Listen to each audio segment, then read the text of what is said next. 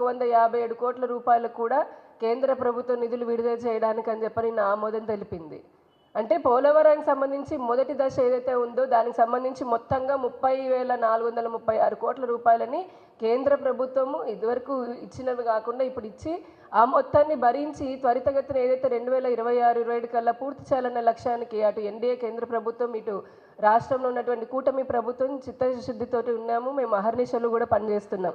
అయినా సరే ఆ పోలవరంలో పి అంటే స్పెల్లింగ్లో పి అంటే కూడా సరిగ్గా పలకడం చేత కానటువంటి వైసీపీ వాళ్ళు ఈ రోజున ఏ నిధులు ఇచ్చారు అని చెప్పని మాట్లాడుతున్నారు. మరి గడిచిన 5 సంవత్సరాల్లో వాళ్ళు వెలగపెట్టినటువంటి భాగోతాలు, వారు దోచుకున్నటువంటివి ఈ రాష్ట్ర ప్రజలందరికీ తెలిసే కదా. వారిని రాజకీయంగా దూరం చేసి ఇంటికి పరిమితం చేశారు. అలానే రాజధానికి సంబంధించి కూడా ఈ రోజున మాట్లాడుతున్నారు వైసీపీ వాళ్ళు. మనకు తెలుసు గతంలో రాజధాని ప్రకటించగానే 2,500 కోట్ల రూపాయలని డ్రైనేజ్ విజయవాడ గుంటూరులో డ్రైనేజ్ పనులకి, భూగర్భ డ్రైనేజ్కి, అలాగే పైపుల కోసం అని చెప్పని ఇవ్వడమే కాకుండా ఆ తర్వాత కూడా దాదాపుగా 2,353 కోట్ల రూపాయలని కేంద్ర ప్రభుత్వం 2022 బడ్జెట్లో ఇవ్వడం జరిగింది.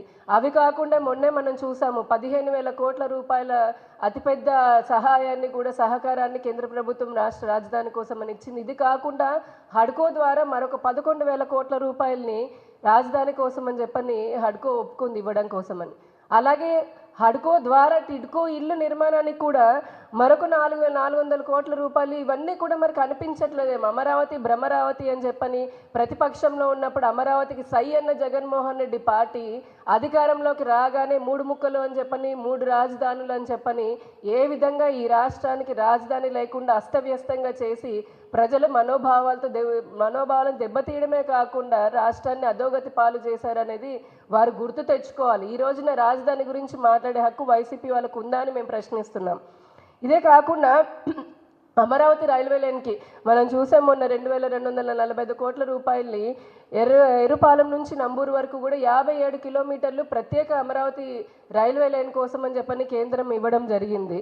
అట్లానే విశాఖ రైల్వే జోన్కి కూడా మొన్న ప్రధానమంత్రి గారు కూడా శంకుస్థాపన చేశారు. 106 కోట్ల రూపాయలతోటి భవనాన్ని కూడా వారు శంకుస్థాపన చేయడం జరిగింది.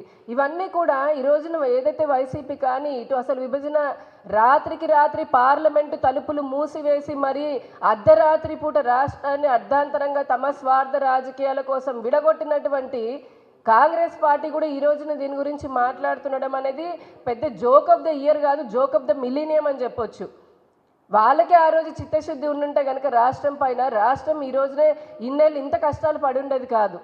దానికి తోడు పిల్ల కాంగ్రెస్ అయినటువంటి వైసీపీ 5 సంవత్సరాల అధికారంలో ఉండి వారు ఇంకా మరింత దారుణంగా ఈ రాష్ట్ర పరిస్థితిని దిగజార్చారన్నది కూడా మనం మర్చిపోలేదు, ప్రజలు కూడా మర్చిపోలేదు. మంగళగిరిలో ఎయిమ్స్ ఇవన్నీ కూడా విభజన చట్టానికి సంబంధించిన మనం చూసాము. విభజన చట్టంలో ఎయిమ్స్తో సహా ఐఐటి, ఎన్ఐటి అలాగే ఇతర కేంద్ర విద్యా సంస్థలను కూడా ఏర్పాటు చేయాలని చెప్పని విభజన చట్టంలో ఉన్నది. దానికి అనుకూలంగానే మంగళగిరి ఎయిమ్స్లో 1,820 కోట్లతోటి నిర్మించడమే కాదు, మొన్ననే రాష్ట్రపతి ముర్ము గారు కూడా వచ్చారు. మొదటి వార్షికోత్సవం కూడా మనం చూసాం. అక్కడ ఆల్రెడీ క్లాసెస్ మెడికల్ పీజీ జరుగుతున్నాయి. ఎంతోమందికి ఉచితంగా వైద్యాన్ని అందిస్తూ ఉన్నారు, ఆపరేషన్లు చేస్తూ ఉన్నారు. తిరుపతిలో ఐఐటి కోసమని 1,345 కోట్ల రూపాయలని కేంద్ర ప్రభుత్వం ఇచ్చి మా మాటను మేము నిలబెట్టుకున్నాము. అలాగే విభజన చట్టంలో పెరిగినటువంటి పారిశ్రామిక వాడల్లో వసతుల కల్పన ఏదైతే ఉందో దాని ప్రకారం 3 ఇండస్ట్రియల్ కారిడార్లు వైసీపీ హయాంలోని 3 ఇండస్ట్రియల్ కారిడార్ ఇచ్చి 3 కారిడార్లు అంటే ఒకటి విశాఖ నుంచి చెన్నై వరకు, చెన్నై టు బెంగళూరు, అలాగే హైదరాబాద్ నుంచి చెన్నై ఏదైతే ఉందో ఈ 3 పారిశ్రామిక వాడలకు సంబంధించి దగ్గర 2 లక్షల మందికి ఉపాధిని కల్పించే విధంగా పారిశ్రామిక వాడల్ని ఇస్తే దానికోసమని చెప్పి నిధులను ఇస్తే ఉన్న పరిశ్రమలు కూడా పరిగెత్తి పారిపోయే విధంగా భయభ్రాంతులకు గురి చేసిన ఘనత వైసీపీ ప్రభుత్వాన్ని.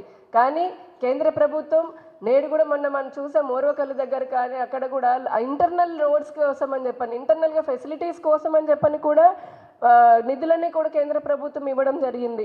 అలాగే జాతీయ విద్యా సంస్థలైనటువంటి ఐఐటి లేదా ఎన్ఐటి, ఐఐఎంలు, పెట్రోలియం, వ్యవసాయ గిరిజన విశ్వవిద్యాలయం ఇవన్నీ కూడా ఆల్రెడీ ఆపరేషన్లోకి వచ్చాయి. ఇవన్నీ కూడా విభజన చట్టంలోకి సంబంధించినటువంటి కేంద్ర జాతీయ సంస్థలు, విద్యా సంస్థలు. మనం చూసాము ఇంకొక ముఖ్యమైన అంశం ఏంటంటే విజయవాడ తిరుపతి విశాఖపట్నం విమానాశ్రయాన్ని కూడా డెవలప్ చేయాలని చెప్పని విభజన చట్టంలో ఉన్నది. ఈరోజు మనందరికీ తెలిసింది వేల కోట్ల రూపాయలతో ఇటు తిరుపతి కానివ్వండి, అటు విశాఖపట్నం కానీ, ఇటు విజయవాడ కానీ అంతర్జాతీయ విమానాశ్రయాలను ఏ విధంగా అభివృద్ధి చేస్తున్నాము, దానికి ఇప్పుడున్నటువంటి ఇక్కడ కూటమి ప్రభుత్వం కూడా త్వరితగతిన ఏ విధంగా తగిన ఇంటర్నల్ సదుపాయాలు కల్పిస్తున్నారు, మౌలిక సదుపాయాలను కూడా చూస్తున్నాము. వాళ్ళు ఏం చేశారు, అప్పుడు గడిచిన 5 సంవత్సరాల్లో వైసీపీ ఎయిమ్స్తో సహా కనీసం ఒక 2 కిలోమీటర్ల అప్రోచ్ రోడ్డు కూడా వేయలేదు. ఏ ఒక్క కేంద్ర సంస్థకి కానీ లేదా రోడ్డు ప్రాజెక్టులకు కానీ రైలు ప్రాజెక్టులకు కానీ వారు ఇవ్వాల్సినటువంటి రాష్ట్ర వాటా ఇవ్వకుండా, కనీసం ఒక గజం భూమి కూడా ఇవ్వకుండా మళ్ళీ రాష్ట్రానికి ఏం చేసింది అని చెప్పని మొహం పెట్టుకుని మాట్లాడుతున్నారు. ఇదే అమృత్ పథకం కింద, ఇదే జల్ జీవన్ మిషన్ కింద ఇంకా చాలా కేంద్ర ప్రభుత్వ పథకాలు దారి మళ్ళించింది కాదా? అందుకే కదా కేంద్ర ప్రభుత్వం ఇవ్వాల్సినటువంటి నిధులను కూడా ఆపివేసింది. చివరిలో వెనుకబడిన జిల్లాలకు సంబంధించి 1750 కోట్ల రూపాయలని విభజన చట్టం కింద ప్రతి సంవత్సరం 350 కోట్ల రూపాయలు ఇవ్వాలని అంటే అది కూడా నెరవేర్చాం. కానీ చివరిలో వీళ్ళు కనీసం యూటిలైజేషన్ సర్టిఫికేట్ కూడా ఇవ్వలేదు. అయినప్పటికీ కూడా ఆ జిల్లాలో మొన్న ప్రకాశం జిల్లాని కూడా వెనుకబడిన జిల్లాల కేటగిరీలోకి తీసుకొని వచ్చి మరి ఆ జిల్లాని కూడా డెవలప్ చేయాలన్న చిత్తశుద్ధితో ఉన్నాము. అలానే తాడేపల్లిగూడెంలో ఎన్ఐటి 735 కోట్ల రూపాయలతో ఎన్ఐటిని నిర్మించడం జరిగింది. విశాఖపట్నంలో ఐఐఎం 472 కోట్ల రూపాయలతో విశాఖపట్నంలో ఇండియన్ ఇన్స్టిట్యూట్ ఆఫ్ మేనేజ్మెంట్ని నిర్మించడం జరిగింది. కర్నూలులో 297 కోట్ల రూపాయలతో IIITDM అనే జాతీయ సంస్థను కూడా ఏర్పాటు చేసి అవన్నీ కూడా ఆపరేషన్లో ఉన్నాయి ఈ రోజున. తిరుపతిలో IISER 1492 అంటే దాదాపు 1500 కోట్ల రూపాయలతో నిర్మించడం జరిగింది. అనంతపురంలో సెంట్రల్ యూనివర్సిటీ 450 కోట్ల రూపాయలతో నిర్మించడం జరిగింది. ఈ మధ్య కాలంలో చూసాము విజయనగరంలో కూడా 561 ఎకరాల్లో గిరిజన యూనివర్సిటీ 834 కోట్ల రూపాయలతో కేంద్ర ప్రభుత్వం దాన్ని ప్రారంభించడం కూడా జరిగింది. ఇవి కాకుండా 3 లక్షల కోట్ల రూపాయలు ఈ మధ్య కాలంలో గడిచిన 7 నెలల్లో ఈ రాష్ట్రానికి కేంద్ర సహకారం ఇచ్చింది. ఇక్కడ ఉన్నటువంటి ముఖ్యమంత్రి గారు కూటమి ప్రభుత్వం కూడా అహర్నిశలు కేంద్ర సహకారంతో పాటు ఇప్పుడు ఇంకా కూడా ఏ విధంగా కొత్తగా స్పెషల్ ప్రాజెక్ట్స్ తీసుకురావాలి, కేంద్రం నుంచి మరింత సహకారం ఏ విధంగా మేము పొందాలి అని మా ప్రభుత్వము మేము పనిచేస్తూ ఉంటే మా పైన బురద జల్లేటటువంటి కార్యక్రమాలు పెట్టుకున్నారు వీళ్ళు వైసీపీ నాయకులు. ఒకటి, ప్రజలు మిమ్మల్ని ఎంత చీకొడుతున్నారో మీరు మరింతగా ఇంకా ప్రతిరోజు దిగజారిపోతున్నారు. కూటమి ప్రభుత్వం ఇచ్చినటువంటి అటు సూపర్ 6 హామీలు సంక్షేమానికి సంబంధించి కానీ, ఇటు ఇన్ఫ్రాస్ట్రక్చర్ డెవలప్మెంట్ కానీ, లేదా పోలవరం రాజధాని ఇటువంటి వాటన్నిటిలో కూడా మేము ఇచ్చిన మాటని నిలబెట్టుకునే క్రమంలోనే ముందుకు వెళ్తున్నాము. ఇప్పటికైనా మీ దిగజారుడు మాటలు కట్టిపెట్టి కేంద్ర సహకారం ఏమి చెయ్యట్లేదు లేదా రాష్ట్ర ప్రభుత్వం సరిగ్గా పని చెయ్యట్లేదు అంటే ఈసారి ఉన్నటువంటి ఆ 11 సీట్లు కూడా లేకుండా 1, 2 వచ్చినా కూడా అసలు ఆశ్చర్యపోవాల్సినటువంటి అవసరమే లేదు అని చెప్పని వైసీపీ వాళ్ళని హెచ్చరిస్తూ ఈ పిచ్చి మాటలు ఇప్పటికీ మోసపూరితమైనటువంటి మాటలు మీరు ఆపుకొని ఉంటే మీకే రాజకీయ భవిష్యత్తు ఇప్పటికీ ఎలాగూ లేదు.